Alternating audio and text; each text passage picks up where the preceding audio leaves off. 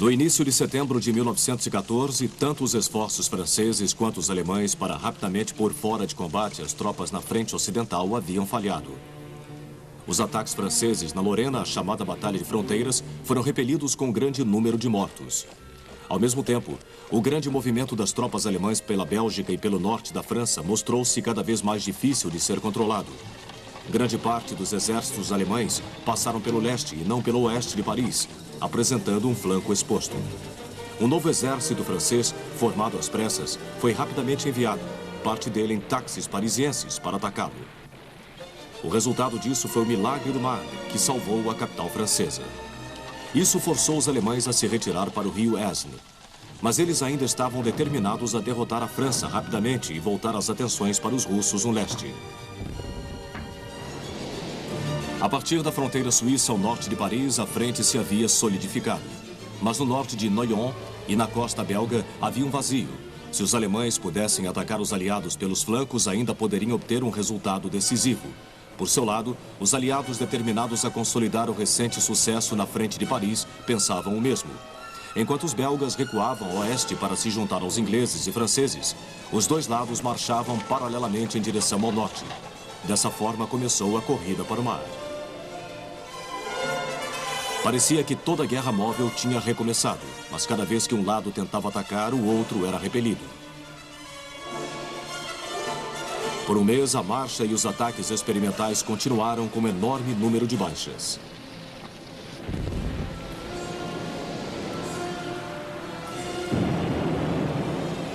Finalmente, no meio de outubro, a corrida terminou na costa do Canal da Mancha, próxima a Newport.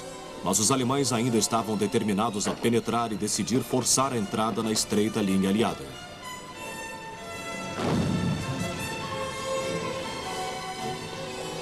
Os alemães concentraram suas forças. Enquanto faziam, os aliados começaram rapidamente a entrincheirar-se. Após sondar essas defesas, os alemães decidiram que área atacar. O lugar escolhido foi o histórico centro comercial de lã belga Ypres, que ficava em outubro de 1914 na base de um reduto proeminente nas linhas alemãs. Um contingente francês tomou a face norte, os ingleses a sul. E foi na última que os alemães concentraram seus esforços. Por 3 semanas, os alemães investiram tudo o que tinham contra as estendidas e tênues defesas aliadas.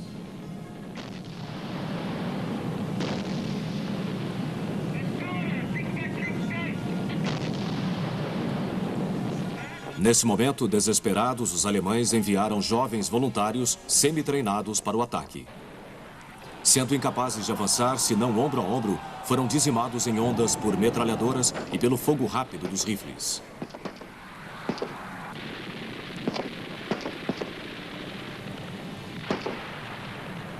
Posteriormente, os alemães chamaram este episódio de Massacre dos Inocentes.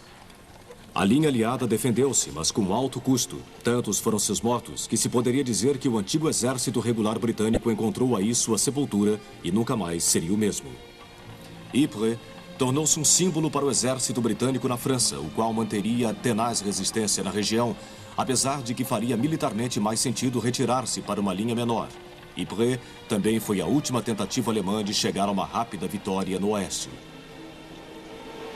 Nesse momento, os alemães decidiram manter-se na defensiva e começaram a transferir as tropas para a frente oriental. Bem mais significativo, entretanto, foi o fato de que nos 3 anos seguintes a balança continuaria a pender para a defesa, tropas atacando em campo aberto contra defensores entrincheirados armados de metralhadoras e rifles com pentes, arriscaram-se por conta própria. Ambos os lados, exaustos e confusos, agora se entrincheiravam para melhorar a defesa, e logo havia uma contínua linha de trincheiras estendendo-se da Suíça ao Mar do Norte. A guerra de trincheiras havia começado. O inverno de 1914 e 1915 foi particularmente chuvoso, e tentar proteger as trincheiras de inundações foi a principal preocupação.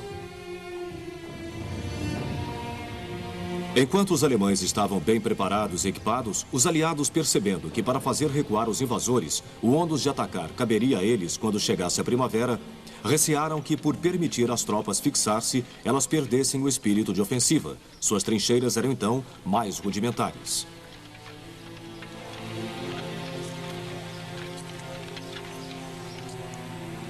O dia de Natal de 1914 assistiu a uma ampla confraternização em terra de ninguém entre os dois lados, mas os comandantes aliados juraram que isso não iria acontecer novamente.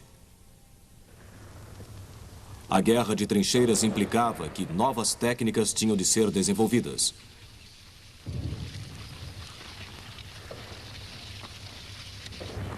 O patrulhamento e a emboscada prevaleceram. A colocação de arame farpado normalmente tinha de ser feita sob fogo. A construção de trincheiras tornou-se uma verdadeira arte. Novas armas começaram a aparecer. Fabricaram-se morteiros de trincheira que atiravam de uma trincheira para outra bombas de grande poder de destruição. As granadas se tornaram a arma essencial da infantaria. As primeiras eram, de modo geral, feitas de lata de alimento vazia ou de garrafa. As metralhadoras da época logo se mostraram pesadas para o manuseio no estreito confinamento das trincheiras. E imediatamente surgiu um novo tipo de arma automática, mais leve, como a inglesa Lewis. E a francesa, Chauchat. As linhas de frente das trincheiras opostas às vezes estavam a aproximadamente 92 metros uma das outras, e qualquer movimento visível de dia atraía o fogo inimigo. Era de noite, portanto, que se tinha de trabalhar.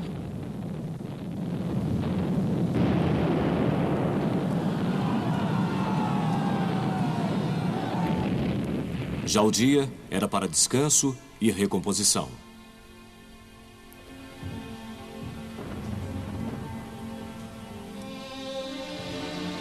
Enquanto os soldados das linhas de frente estavam combatendo nessa nova forma de guerra, os políticos e comandantes aliados passaram o inverno arquitetando como sair do impasse.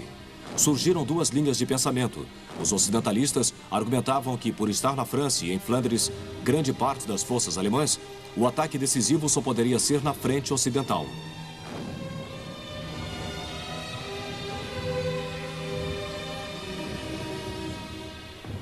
Os orientalistas, liderados por Winston Churchill, primeiro cavaleiro do Almirantado, declararam que, já que havia um impasse no oeste, os aliados deveriam dar uma demonstração de força em qualquer outro lugar.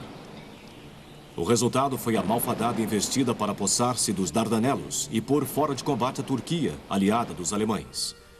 Nesse momento, na frente ocidental, os planejadores estavam demasiado ocupados e o fleumático Joseph Joffre, o comandante aliado conhecido por suas tropas como Papai, emitiu uma diretriz em fevereiro de 1915. Os franceses deveriam atacar as tropas alemãs em investidas simultâneas em Artois e Champagne.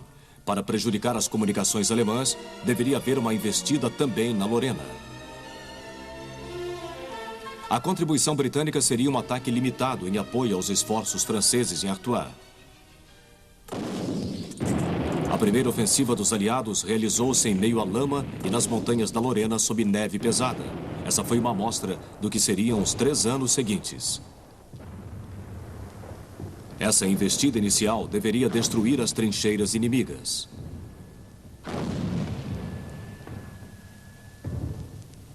Ela foi planejada para destruir o arame farpado e as defesas atrás dele, e assim desmoralizar os inimigos. Os atacantes investiram, portanto, pela terra de ninguém.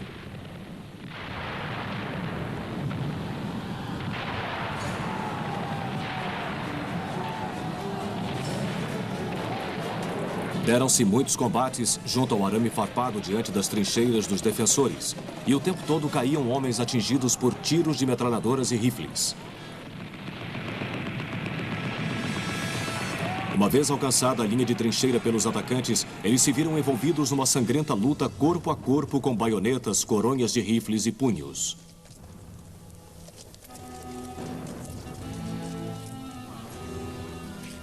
Os poucos atacantes que sobreviveram agora precisavam firmar-se rapidamente ou acabariam sendo repelidos e sofrendo mais baixas pelo inevitável contra-ataque. Normalmente, o único meio de comunicação era o mensageiro e muitos não retornaram da terra de ninguém, o que significava que muitos comandantes ansiosos não tinham ideia exata do que estava acontecendo, a verdadeira neblina da guerra.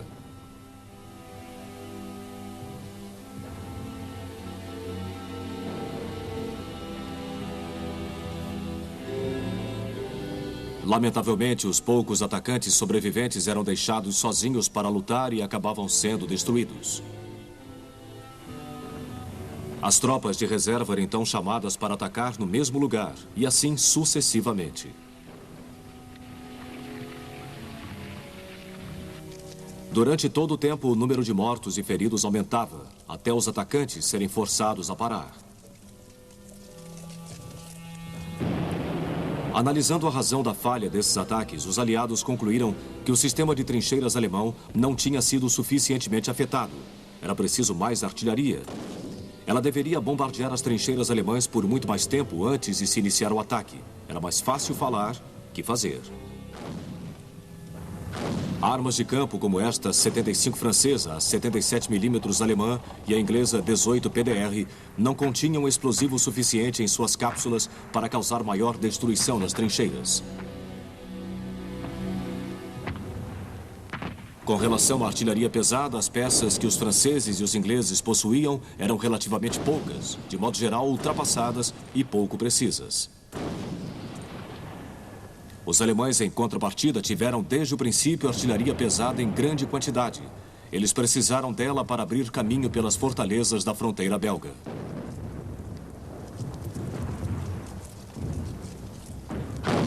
Pior, no início de 1915, especialmente os ingleses tinham gasto todo o estoque de munição e as armas tinham de ser racionadas até 2 vezes por dia.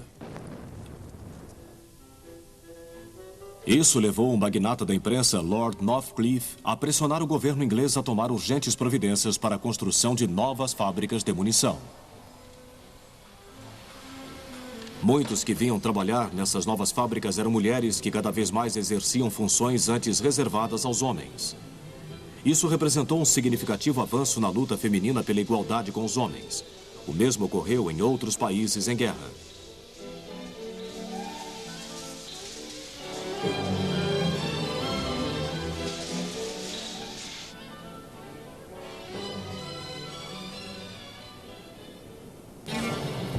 No final de abril de 1915, os alemães introduziram uma nova e terrível arma, o gás. O palco era o ameaçado reduto de Ypres. O tipo do gás, o cloro. As primeiras vítimas foram as tropas francesas da Argélia, que fugiram em pânico, com muitos soldados sufocando até a morte.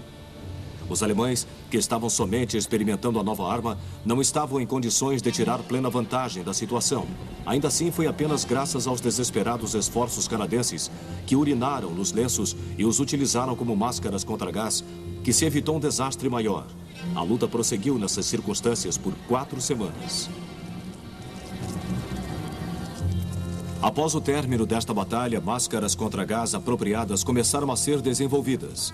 De agora em diante, os gases, tanto o cloro quanto o gás de mostarda, seriam uma marca da guerra na frente ocidental. Nesse ínterim, os franceses iniciaram outro grande ataque em Artois, após 4 dias de bombardeio efetuado por mais de 1.200 armas, enquanto os ingleses atacavam na cordilheira de Aubert e em Festubert.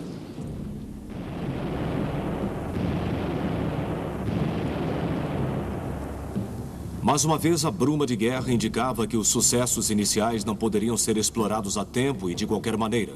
Os alemães estavam mais bem entrincheirados que no início do ano. O número de mortos crescia em ambos os lados. Os alemães e os franceses continuavam a recrutar, mas os ingleses ainda resistiam ao serviço militar obrigatório. E recorriam amplamente aos voluntários de Kitchener. Os então chamados Novos Exércitos, que começavam a chegar à frente na primavera de 1915. Eles tinham suportado muitos meses de frustração durante o treinamento na Inglaterra. Faltava equipamento e muitos tiveram de passar o inverno em barracas. Mas seu moral estava alto. A oportunidade para provar-se a si mesmos chegaria em setembro. Joffre continuava obcecado com o imenso reduto alemão limitado por Artois e Champagne. Mais uma vez, ele ordenou amplos ataques nesses setores com o apoio dos ingleses em Artois.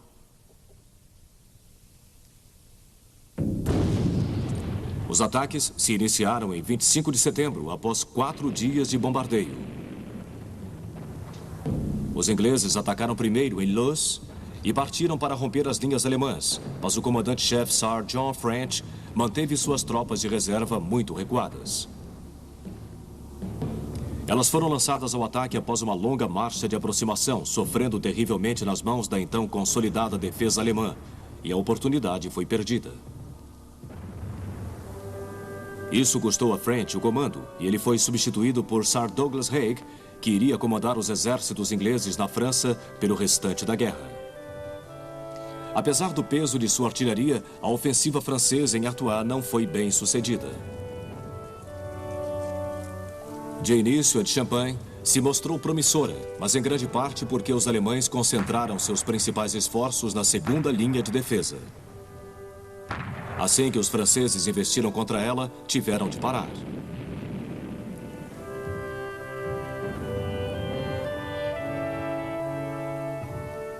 Essas abortadas ofensivas do outono custaram aos aliados 250 mil baixas e aos alemães 140 mil. Voltou-se uma vez mais para a prancheta, assim que os exércitos se estabeleceram para seu segundo inverno nas trincheiras. Os aliados formularam seus planos para 1916 em dezembro. Eles necessitavam de ofensivas simultâneas nas frentes oriental e ocidental, agora com a ajuda dos italianos, que tinham entrado na guerra em maio de 1915. Joffre já havia desistido de suas investidas contra o reduto alemão mais sólido e decidiu-se por uma ofensiva na área do rio Somme. Os ingleses, cuja força na França, incluindo as tropas de dominação, cresciam constantemente, atacariam pelo norte do rio, enquanto os franceses o fariam pelo sul. Os alemães também estavam planejando. Suas investidas contra a Rússia em 1915 não tinham sido definitivas. Erich von Falkenhayn, que era tanto ministro da guerra como chefe do Estado-Maior, logo decidiu atacar mais uma vez no oeste. Embora visse a Inglaterra como verdadeiro inimigo, ele julgava que seria melhor atacar sua fiel escudeira, a França, fazendo sangrar seus exércitos até a morte.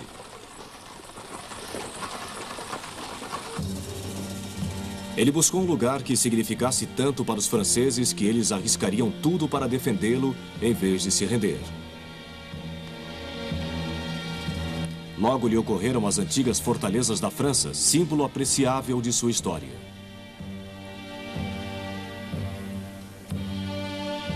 A escolhida por ele foi a de Verdun. Ela ficava no rio Meuse, no centro de 2 anéis concêntricos e fortes, e parecia inabalável. Por enquanto, porém, a fortaleza participara de poucas lutas importantes, e muitas de suas armas tinham sido transferidas para setores mais ativos. Quando os alemães atacaram em 21 de fevereiro de 1916, o bombardeio inicial teve por alvo não só os fortes exteriores, como também a própria Verdun, que sofreu sérios prejuízos.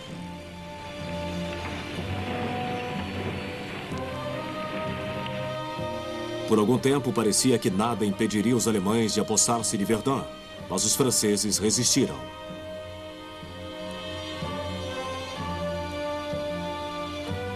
Logo começaram a chegar reforços, mas seu movimento e o das provisões foi impedido pelo fato de haver apenas uma estrada disponível.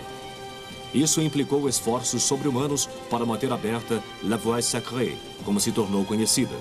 Mas os franceses estavam determinados a resistir. Verdun tornou-se um símbolo da obstinação francesa, assim como Ypres o fora para os ingleses. Mês após mês, a luta prosseguia e cada lado punha em combate novas divisões.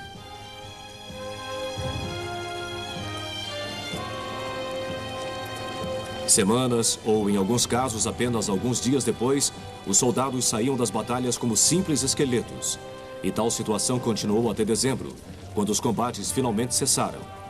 Cada lado havia sofrido cerca de 350 mil baixas. Ambos estavam exaustos, mas nenhum tinha cedido. Ainda assim, apesar desse longo e doloroso banho de sangue, os aliados continuavam certos de que a ofensiva de 1916 deveria prosseguir, e assim o fizeram. A única diferença era que o ataque pelas margens do Somme era sobretudo um esforço inglês.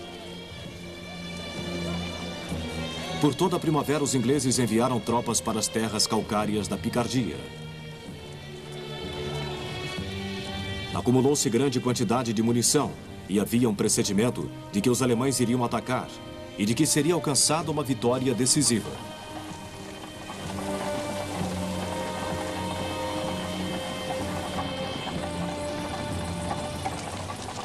Em 24 de junho de 1916, mais de 1.500 armas começaram a massacrar as linhas alemães em uma frente de 32 quilômetros. «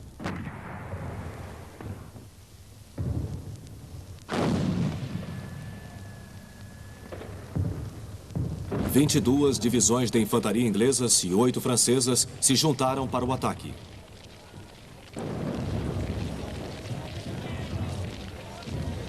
Três divisões de cavalaria que não tiveram oportunidade de aparecer desde o início da guerra de trincheiras postaram-se imediatamente atrás das divisões de infantaria para explorar a esperada brecha. Uma semana depois, na clara manhã de 1º de julho, o ataque começou. Os homens da infantaria inglesa não acreditavam que algo pudesse ter sobrevivido aos 7 dias de intenso fogo cerrado a que tinham sido submetidos os alemães. Os homens tomaram o caminho para as trincheiras de comunicação, cada um carregando aproximadamente 28 quilos de equipamento.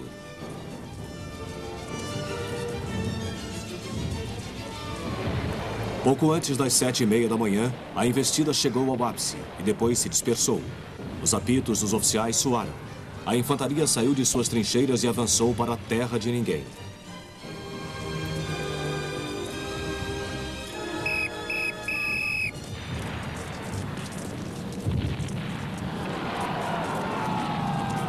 Observadores assistiram ao desaparecimento deles na fumaça, mas as defesas ainda estavam intactas e as metralhadoras foram rapidamente colocadas em posição de combate. Os ataques cessaram. O mesmo aconteceu ao longo de quase toda a linha inglesa.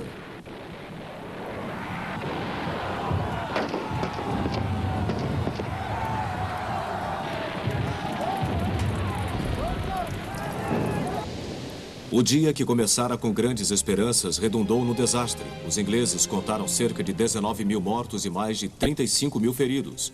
Quase tanto quanto Wellington contara durante 6 anos de campanha na Espanha, um século antes. Somente os franceses, situados na parte baixa do Somme, alcançaram os objetivos do primeiro dia, ajudados por densa cerração. Comparativamente, tiveram poucas baixas e fizeram 4.000 prisioneiros. Os ingleses passaram a noite de 1º de julho cuidando dos feridos. Não raro só o puderam fazer graças ao consentimento alemão em dar tréguas locais na terra de ninguém.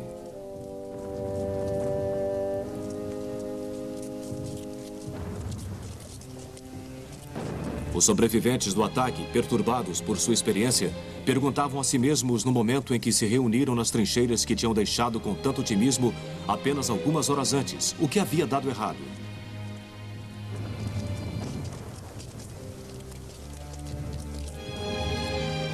As permanentes falhas nas comunicações significavam que os generais só sabiam dos acontecimentos no momento em que já não podiam impedir os desastres. Eles não podiam desapontar os aliados italianos e russos e tinham de manter acesa a chama do combate fora de Verdun.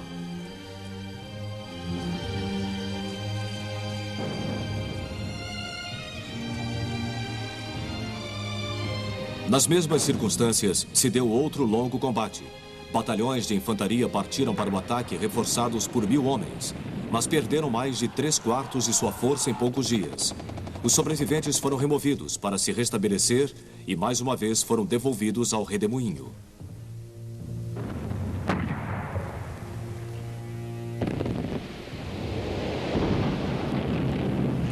Nomes como Thiepval, Gommecourt, Highwood, Montauban e Beaumont-Hamel, cujas ruínas são mostradas aqui, tornaram-se sinônimo de sangue e angústia. Ao verão, sucedeu o outono. Só com o aparecimento da lama do inverno, em novembro, os ingleses finalmente suspenderam os ataques. Em 4 meses e meio, Eles avançaram no máximo 11,5 km, com um custo de 600 mil baixas.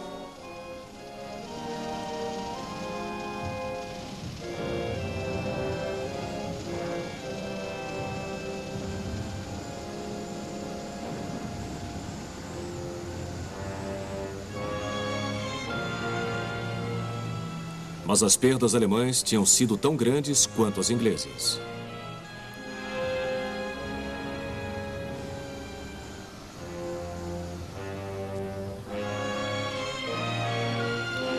Assim terminou 1916. Mas iria ser 1917 melhor para ambos os lados?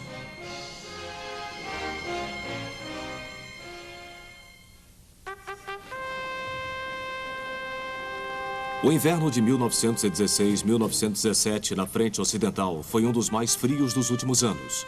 O solo permaneceu solidamente congelado até abril e as doenças nas trincheiras propagaram-se de modo alarmante. Mas até durante esse período de calmaria, a matança não cessou. A artilharia, os morteiros de trincheira, as metralhadoras, os atiradores de tocaia e rápidos ataques a trincheiras, tudo concorria para assegurar que as listas semanais de baixas permanecessem longas.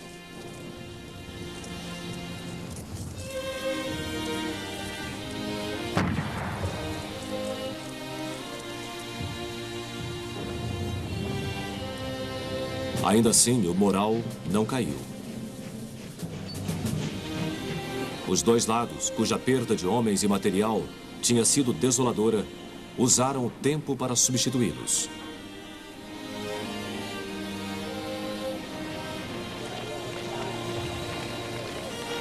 Foi então que os ingleses se viram forçados a introduzir o recrutamento, já que o suprimento de voluntários havia se esgotado. Novos rostos apareceram na liderança.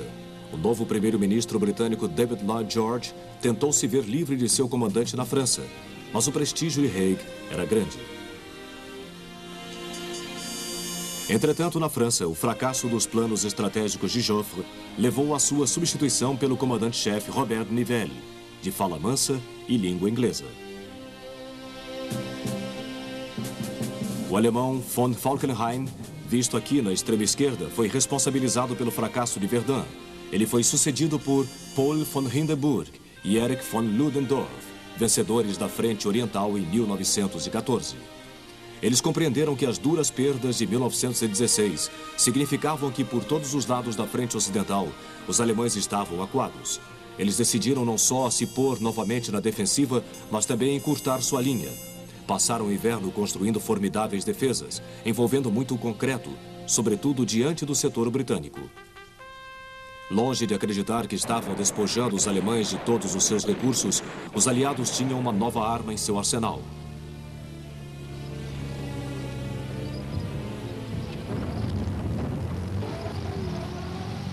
Os ingleses passaram a maior parte de 1915 e a primeira metade de 1916 desenvolvendo um veículo blindado de esteira capaz de atravessar trincheiras e transpor o arame farpado.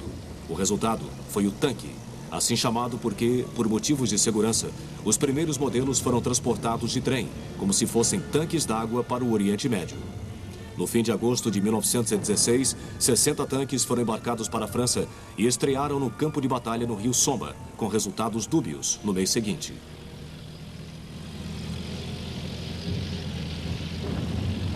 Os franceses cobiçaram avidamente essa nova arma e produziram seus próprios modelos, o Schneider, o Saint-Chamond e, por fim, o Leve Renault, o primeiro tanque a possuir torre. A diferença inicial era que os ingleses usavam seus tanques para o apoio direto da infantaria. Por seu lado, os franceses inclinavam-se a ver seus tanques como mera artilharia móvel. Os primeiros modelos de ambos eram muito vagarosos e mecanicamente nada confiáveis. Já o Leve Renault era mais rápido e mais ágil.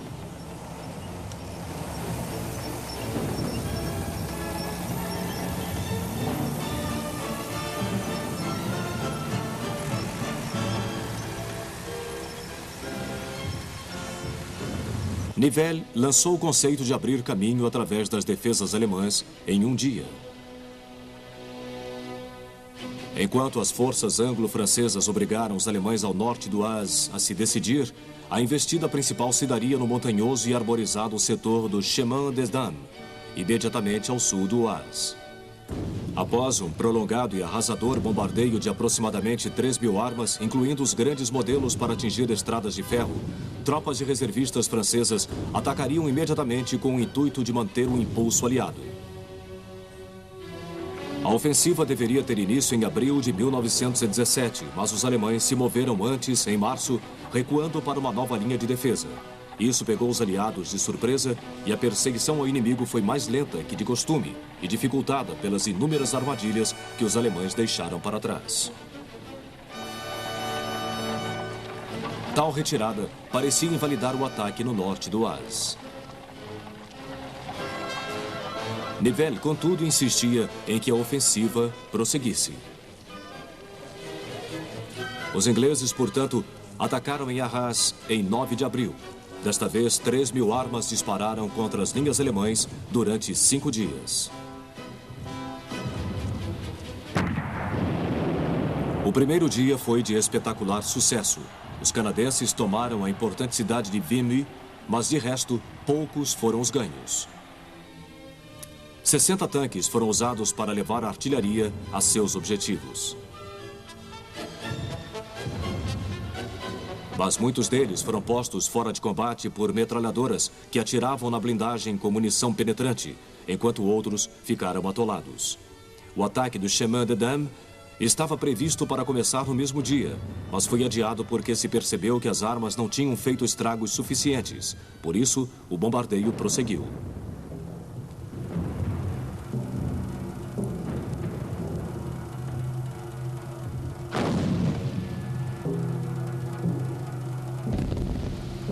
Somente em 16 de abril, os franceses começaram o ataque, após 9 dias de disparos.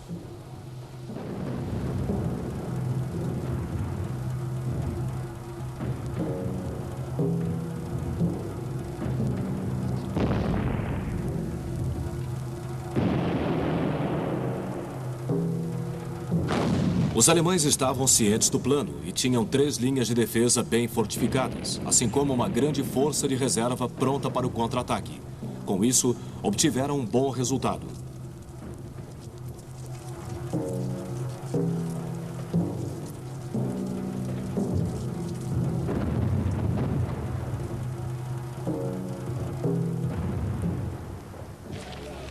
Os franceses sofreram duras baixas desde o início e ganharam pouco terreno.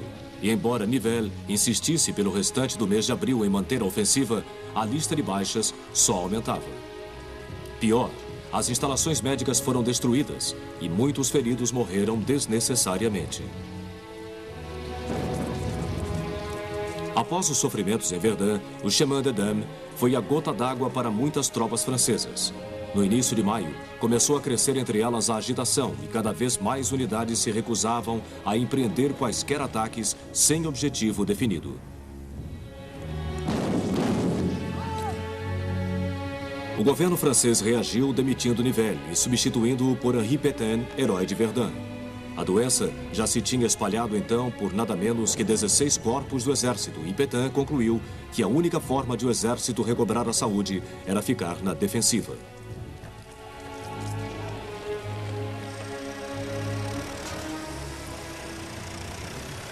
Os motins franceses e o fato de muitos submarinos alemães estarem prestes a romper as linhas de comunicação da Inglaterra no Atlântico tornaram a primavera de 1917 um período cruel para os aliados ocidentais. Havia, porém, uma luz no fim do túnel. Em 6 de abril, os Estados Unidos entraram na guerra. Isso representava uma imensa fonte de novos homens. Mas apesar de a primeira força norte-americana, sob o comando do general Blackjack Pershing, ter chegado à França em junho, ainda seriam necessários muitos meses, até que as tropas dos Estados Unidos estivessem prontas para tomar seu lugar na linha de combate. Pétain estava preocupado com a possibilidade de os alemães aproveitar-se do estado do exército francês e atacar. Ele então se voltou para Douglas Haig e os 5 exércitos ingleses. Eles deveriam atacar para desviar a atenção da Alemanha.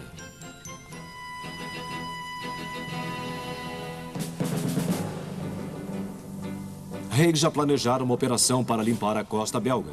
Agora, a utilizaria como base para uma operação em 3 estágios.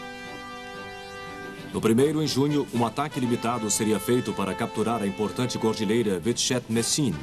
Depois, no fim de julho, o ataque principal ocorreria, tendo por objetivo final Bruges. Uma vez rompidas as linhas alemãs, haveria um assalto anfíbio, com ataque simultâneo pela costa, com o intuito de fazer girar o flanco alemão.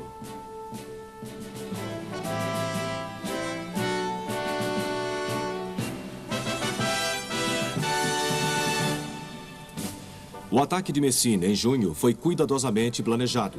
Esse grande modelo de área de batalha foi construído de modo que todas as tropas inglesas, australianas e neozelandesas que tomassem parte pudessem ser meticulosamente informadas de seu papel. Elas também se entregaram a uma série de ensaios. Ao lado dessa preparação, outra arma de trincheira foi usada amplamente pela primeira vez, a mina terrestre. A mina mostrada aqui foi usada no primeiro dia de Somme em 1916, mas desde janeiro desse ano, os escavadores ingleses trabalharam duro sob a cordilheira de Vitichet-Messines e por volta de junho de 1917 tinham conseguido colocar nada menos que 19 minas.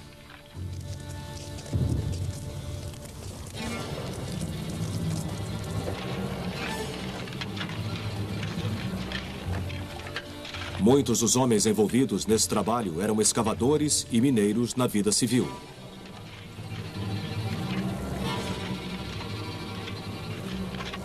Uma vez pronto um túnel, nele era introduzida grande quantidade de explosivos de alto poder de destruição. Esse era frequentemente um trabalho enervante. Os escavadores tinham continuamente de prestar atenção aos sinais das escavações alemãs. Algumas vezes, os alemães tentariam explodir minas debaixo dos túneis ingleses. Outras vezes, os túneis iriam se encontrar. E, nesses casos, haveria luta até a morte. Depois de serem depositadas, as cargas tinham de ser conectadas a mecanismos elétricos de ignição.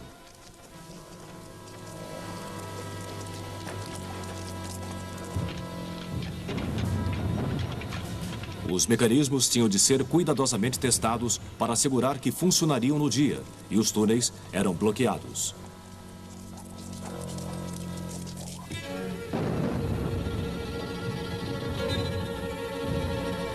As tropas de ataque eram distribuídas de forma que pudessem tirar o melhor partido do choque causado pela explosão da mina.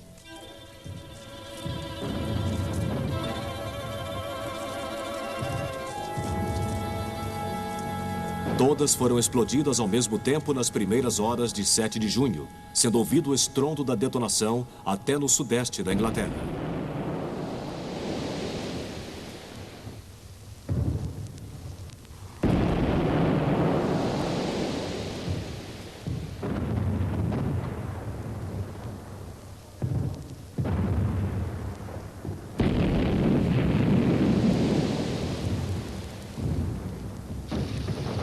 Depois, as tropas atacaram.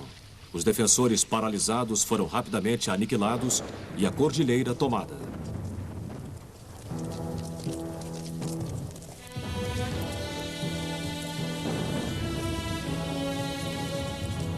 Esse ataque modelo era bom agouro para a ofensiva principal no final de julho. 30 divisões britânicas e 4 francesas atacariam numa frente de aproximadamente 25 quilômetros, precedidas por uma série de investidas que continuaram por 15 dias, a mais longa e mais difícil jamais vista na frente ocidental.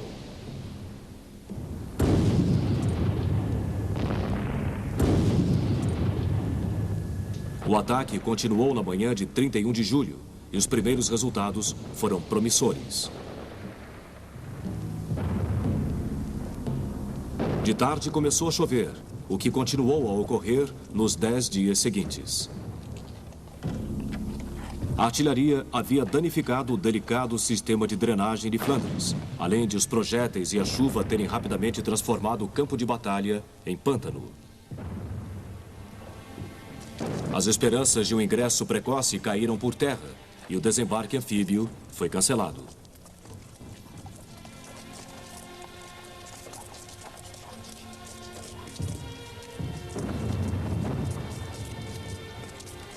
Foram necessárias muitas pausas para permitir que o solo secasse, o que deu aos alemães tempo para respirar. Cada vez que os ataques eram reiniciados, a chuva rapidamente os sucedia, e logo se iniciou outra prolongada batalha de fustigamento. A paisagem foi reduzida a lama, os buracos de projéteis se encheram de água, e neles muitos homens se afogaram.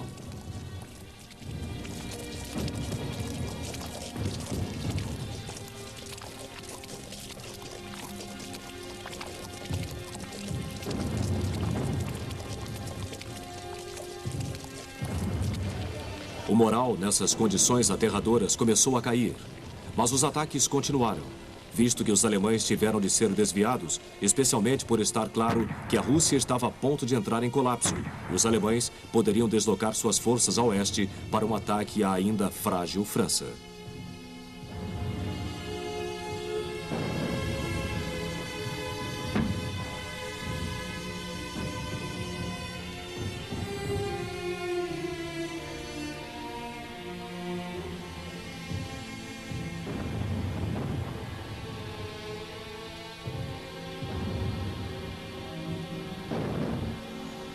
Finalmente, no começo de novembro, assistiu-se ao último esforço inglês na luta pela cordilheira de Passchendaele, a aproximadamente 10 quilômetros do ponto de partida inicial. Em 15 semanas de combate, algo em torno de 102 quilômetros quadrados de lama foram conquistados. Cada 2,5 quilômetros quadrados custou por volta de 10 mil baixas.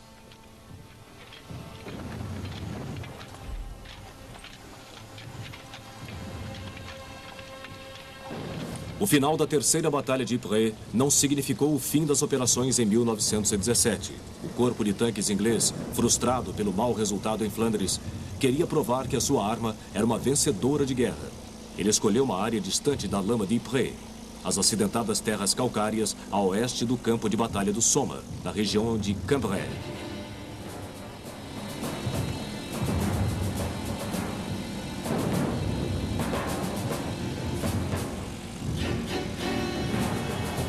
Na alvorada de 20 de novembro, 378 tanques atacaram sem nenhuma investida preliminar. Foram comandados pessoalmente pelo general do corpo de tanques num tanque chamado Hilda.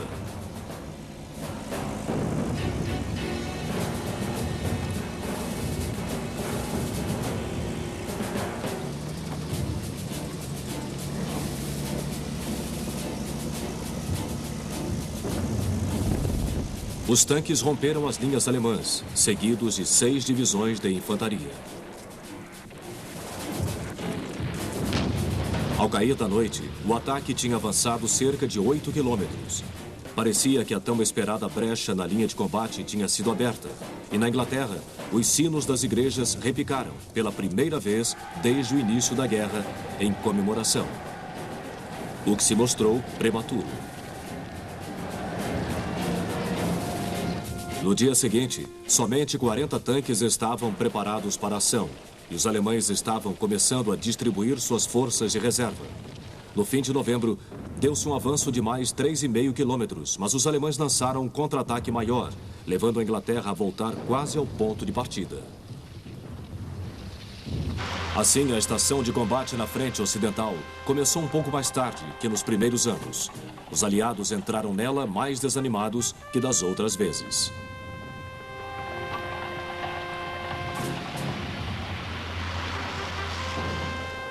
A Revolução de Outubro de 1917 na Rússia indicava que este país estava fora da guerra e era sabido que os alemães agora estavam enviando as tropas adicionais para o oeste. Porque os norte-americanos ainda não contavam, senão com forças simbólicas na França, e porque os ingleses e os franceses estavam exaustos das ofensivas de 1917, a única opção era permanecer na defensiva e aguardar o inevitável ataque alemão. Os próprios alemães tinham aperfeiçoado sua forma de ataque. A nova técnica fora testada tanto na frente oriental quanto no contra-ataque de Cambrai. Encabeçavam a investida tropas de assalto especialmente treinadas para desviar-se de centros de resistência e desbaratar o mais rapidamente possível as defesas inimigas. Curtas investidas preliminares foram feitas para isolar posições de retaguarda e destruir as comunicações.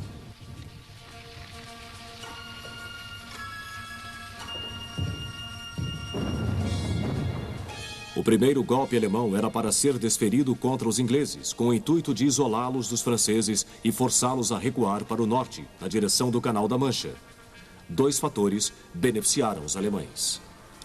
Lloyd George, estarrecido com a matança na terceira Batalha de Ypres, decidiu suspender parcialmente os reforços que estavam sendo enviados para a França.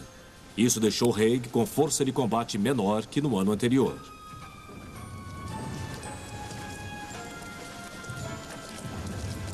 Entretanto, ele tinha acordado com a França, que também estava com poucos homens, tomar mais 40 quilômetros de frente no sul, pelo rio Oise. Isso se deu em janeiro, mas quanto às defesas, muito mais tinha de ser feito.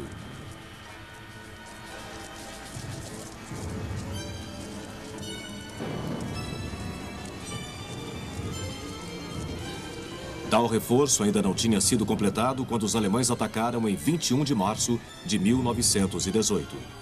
Uma densa cerração favoreceu de manhã o ataque das tropas de assalto numa frente de 103 quilômetros, e elas rapidamente se infiltraram, exceto no extremo norte.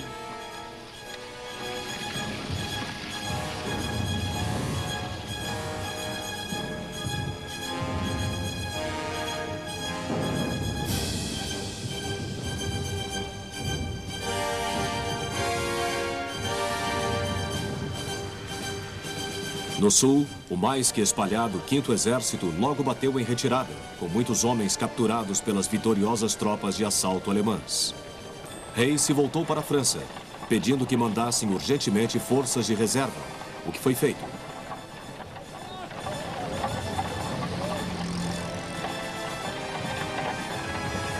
Ao mesmo tempo, um generalíssimo aliado francês, Ferdinand Foch, foi formalmente indicado para coordenar mais de perto as operações. Nesse momento, a investida alemã dava sinais de esgotamento. As tropas de assalto começavam a se cansar e, cada vez menos, repetiam o comportamento que haviam tido em março de pilhar os bem sortidos depósitos de alimentos ingleses. A ofensiva finalmente se deteve na frente de Amiens, e todas as conquistas inglesas de 1916 no Somme, bem como em outros territórios, foram perdidas. Isso repercutiu muito mal entre os aliados, mas os alemães ainda não haviam terminado.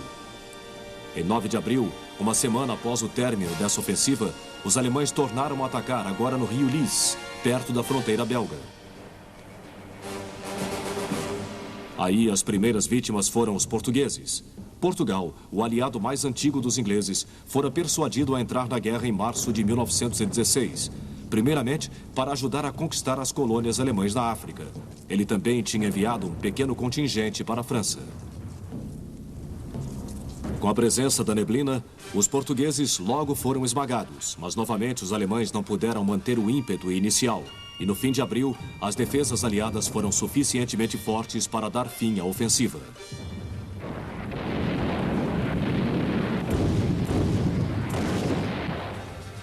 Imediatamente após, Hindenburg e Ludendorff voltaram-se contra os franceses. No fim de maio, eles atacaram no Chemin des Dames, esperando desbaratar as forças de reserva francesas para poder atacar mais uma vez a Inglaterra. A cerração aliada das tropas de assalto estava presente, e em 4 dias elas alcançaram o rio Marne, com um avanço de cerca de 50 quilômetros.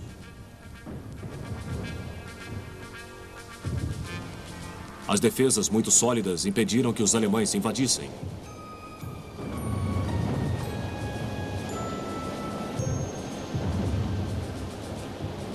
Duas divisões norte-americanas ajudaram a defender o Marne, e foi precisamente a crescente presença norte-americana na guerra que desesperou os alemães.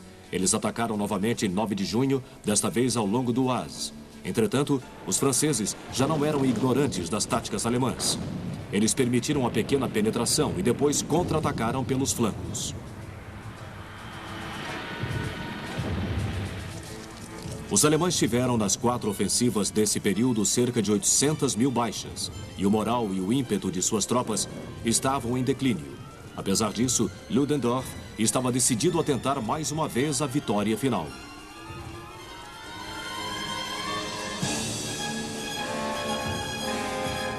Em 15 de julho, ele atacou 52 numerosas divisões em Champagne.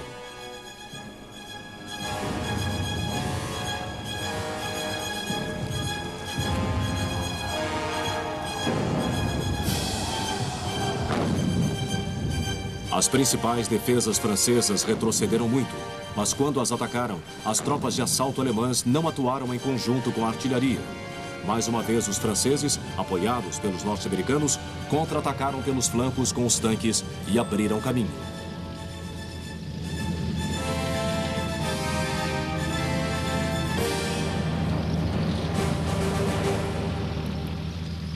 A tentativa alemã de precipitar o resultado no Ocidente antes que os norte-americanos se tornassem muito fortes, falhou. Com poucos soldados, os alemães agora não tinham escolha senão permanecer na defensiva e aguardar a inevitável contra-ofensiva.